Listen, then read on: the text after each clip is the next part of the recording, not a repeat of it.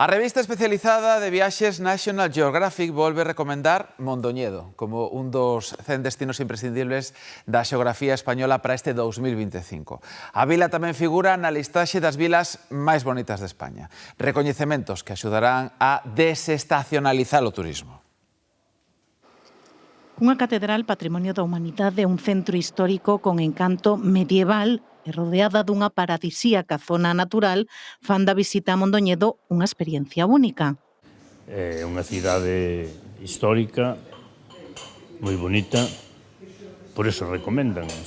É que a cidade volve a estar entre os 100 destinos recomendados para este 2025 pola revista de viaxes National Geographic. Non un Santiago en pequeno, non, simplemente polo feito, moita xente che comenta as calles tal e como están, o seu monumento, principalmente a catedral.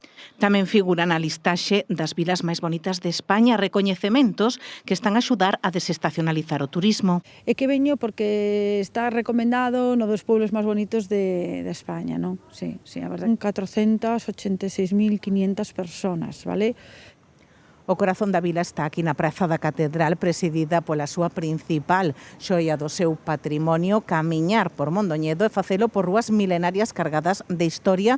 Precisamente este ano cúmprense os 40 anos da declaración do seu centro histórico como conxunto histórico-artístico.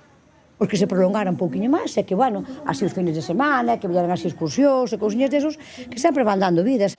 Mondoñedo é tradición, historia e natureza, e tamén parada do Camiño Norte. Catedral, despois aí onde están as rutas da auga e por aí, aquí ve muchísima xente de bravo.